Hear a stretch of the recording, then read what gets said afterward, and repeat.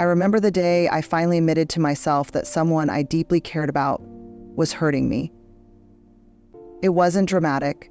There was no screaming match, no slammed doors. It was a quiet Tuesday afternoon. I was standing in the grocery store, holding a jar of peanut butter, and suddenly felt like I couldn't breathe. Their words from the night before were still echoing in my head, not the kind of words that shout, but the kind that slowly unravel your sense of worth. And I remember thinking, why am I always the one walking on eggshells? Why do I feel smaller around them? That moment didn't come with clarity, but it came with a shift, a whisper in my soul that said, you don't have to live like this. That whisper became a roar, and this is what I learned. What smart, heart-led people do when toxic people show up. If this message stirs something true in you, take a moment to like, subscribe, comment, and share. Your voice matters, and you never know who might need the courage you carry. It's not always easy to spot toxicity. Sometimes it comes wrapped in love. Sometimes it shows up in people who make us laugh, who once held our hand through the hard seasons. That's what makes it so confusing. We think they can't be toxic. They love me, right? But love that constantly drains you, that chips away at your sense of self, that makes you feel smaller instead of seen, that's not love. That's not love. That's control wearing a friendly face. There's a big difference between someone who occasionally hurts you and someone who constantly harms you. And here's the thing, we've all been hurt. Life is messy. Relationships are complicated. No one gets out unscathed. But smart people, the emotionally awake ones, they start to notice patterns. They pay attention to how often they're the one doing the emotional labor. They start to realize it's not just what happened once, it's what keeps happening again and again. They stop gaslighting themselves with maybe I'm just too sensitive, because they start to recognize that sensitivity is not a flaw. It's a radar. It's the soul's way of saying something here doesn't feel safe. Toxicity doesn't always shout, it whispers. It's the subtle digs at your character masked as jokes. It's the way they forget your wins but remember every mistake.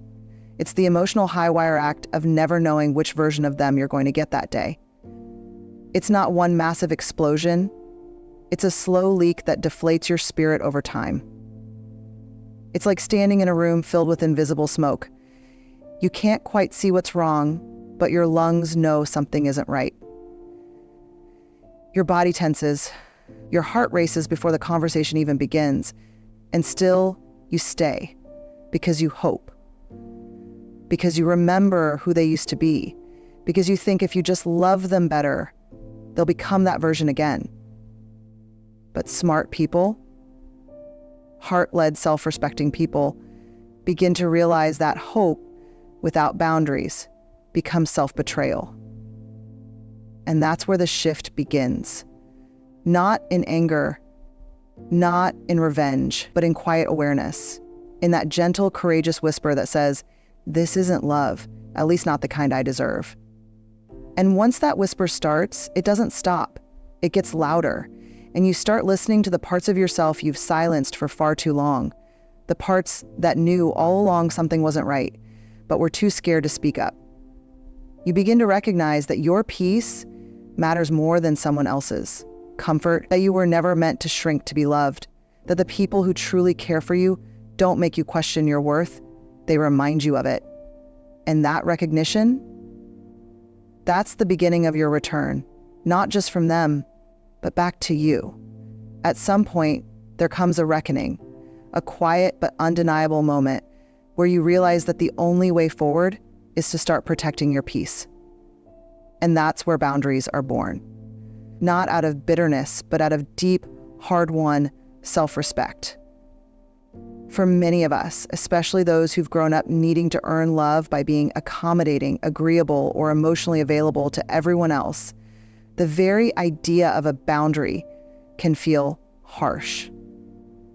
Like we're pushing people away, like we're suddenly the villain in someone else's story. But here's the truth that smart people, brave people come to understand.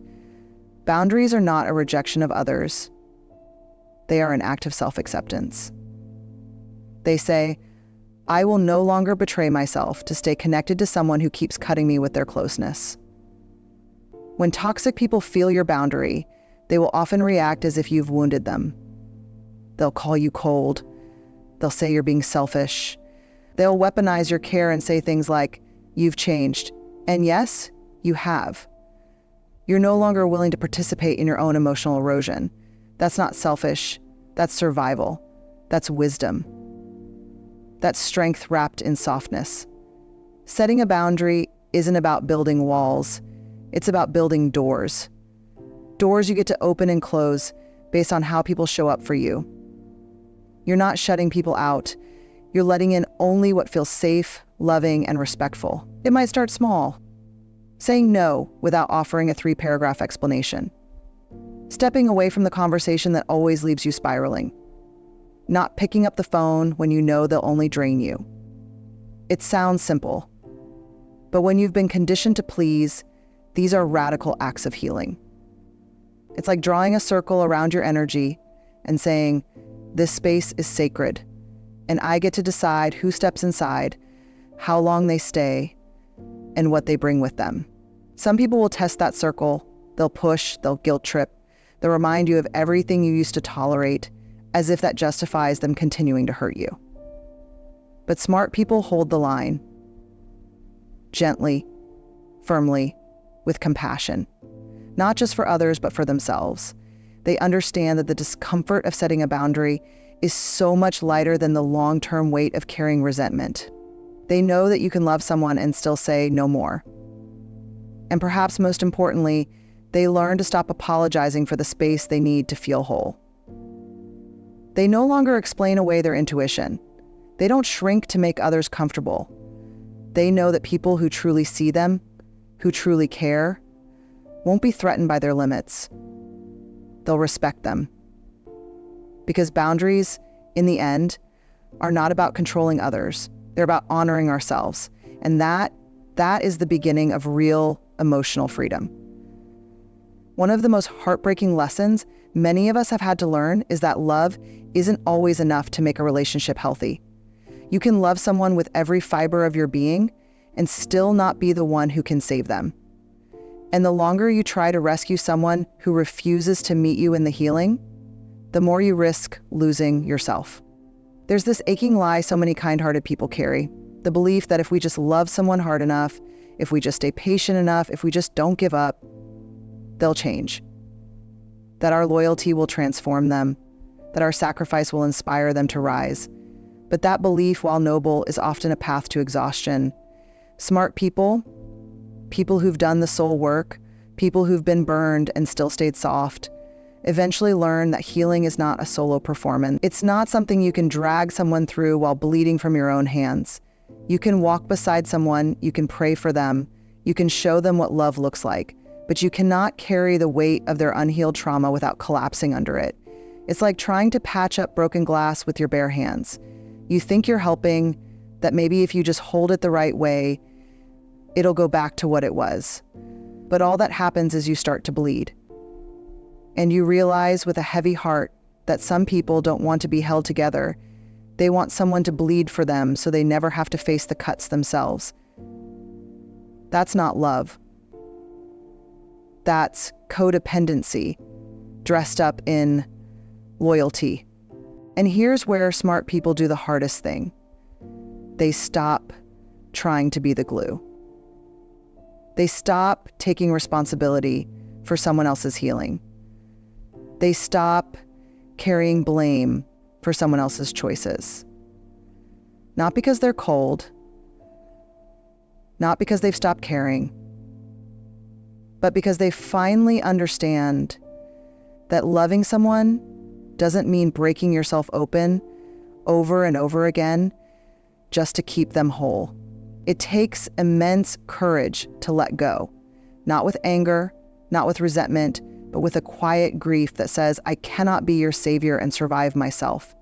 And even harder than letting go of the person is letting go of the hope you had, the version of them you clung to, the fantasy of who they could have been if only they'd tried.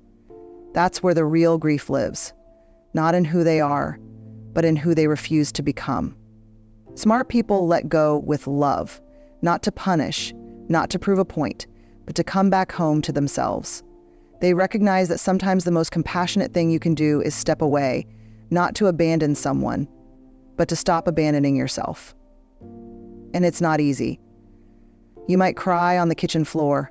You might second-guess yourself 100 times. You might stare at your phone, waiting for them to become who you believed they were capable of being. But even in those moments of doubt, your soul will whisper, you're choosing yourself, finally. And that choice, that brave, heart-shaking choice, is the beginning of freedom. The moment you stop bleeding for someone who never brought you a bandage is the moment you start to heal. There's a quiet kind of wisdom that lives in the body, a knowing that speaks long before the mind has the words to explain it. And smart people, the ones who've learned to survive and heal, they begin to trust that wisdom. They begin to realize that their nervous system doesn't lie. So often we dismiss it. That tightness in the chest, the way our stomach drops when we see a certain name on our phone, how our voice changes when we're trying to keep the peace, the way we rehearse conversations in our heads, bracing for impact before the other person even speaks. And we think, maybe I'm just overthinking, or I need to be more patient, or I don't want to make a big deal out of it. But our bodies remember what our minds try to minimize. Smart people don't just listen to their logic. They start listening to their nervous system. They tune into those subtle cues, the ones that say, this doesn't feel safe. This feels like tension, like danger, wrapped in familiarity. And here's the thing, just because someone isn't yelling doesn't mean they're not hurting you. Sometimes it's the absence of care that wounds the most, the passive dismissal, the slow erosion of your voice in a relationship where you never feel fully seen or heard. Toxicity doesn't always look like chaos. Sometimes it's silence that makes you feel invisible. People often ask, but what if I'm being too sensitive? And I say this with love, your sensitivity is not the problem. It's your superpower. It's not an overreaction, it's a response. It's your inner wisdom trying to guide you out of places that don't honor your spirit. Imagine your body as a compass. Every time your heart rate quickens, your shoulders tense, your gut clenches.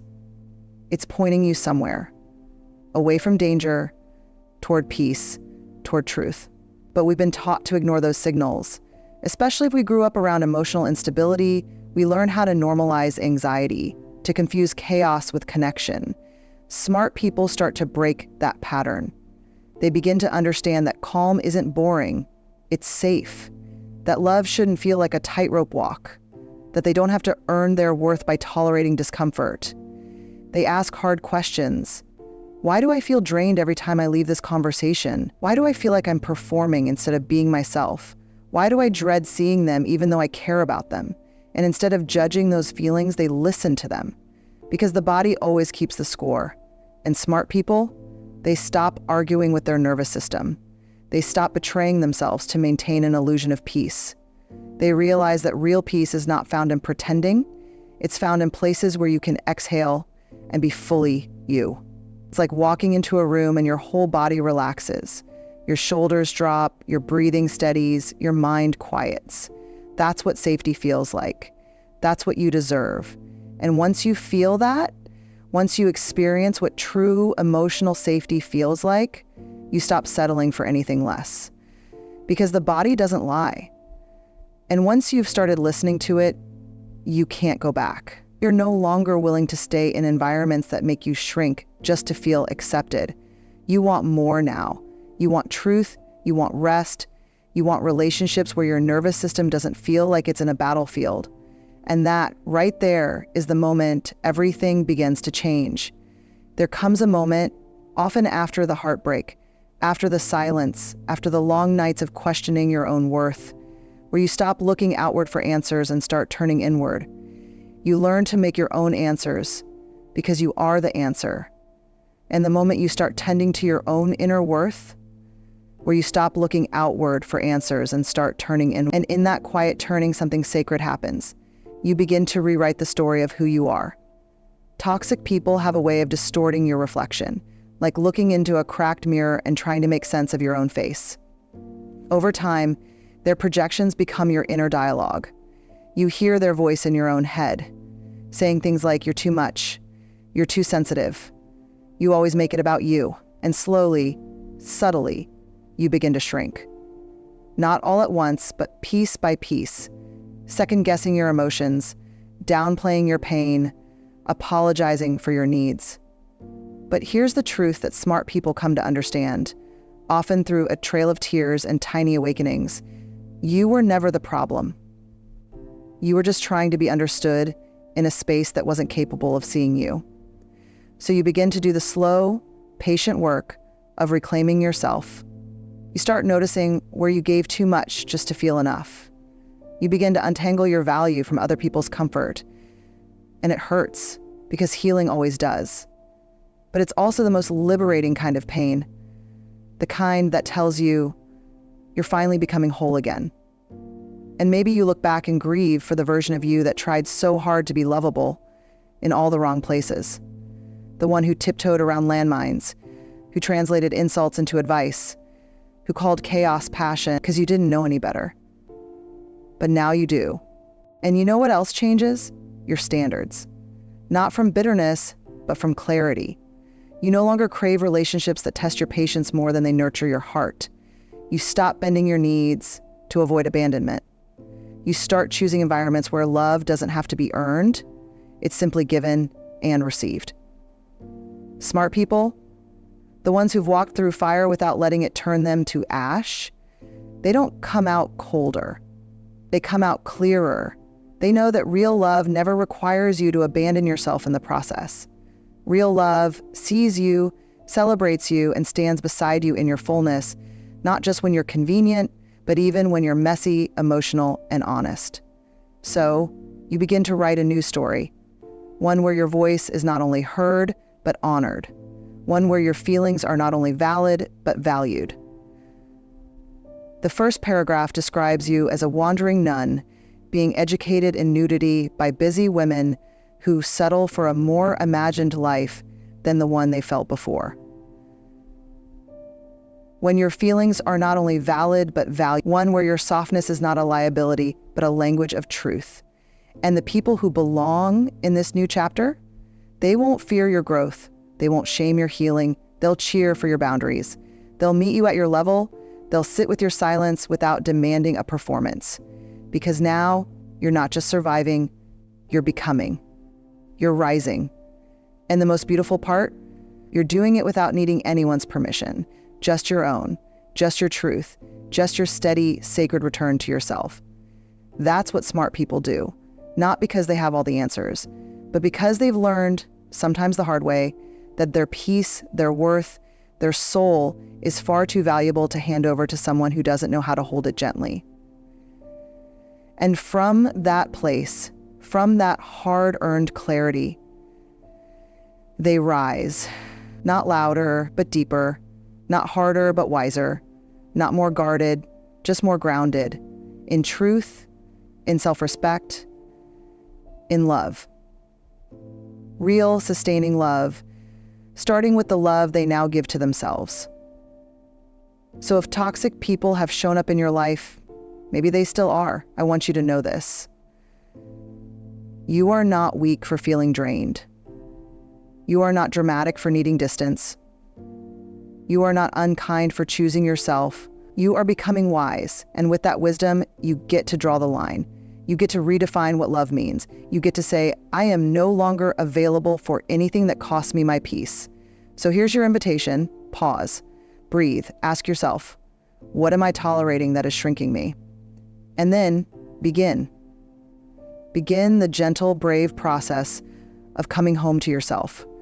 Because smart people don't just survive toxicity, they rise above it. With empathy, with truth, and with grace. You are not alone. You never were. And if no one has told you lately, I'm proud of how far you've come. Keep going. Keep choosing you. Let's keep this conversation going. Like, subscribe, and share this with someone who needs a little truth, a little courage, and a whole lot of love today.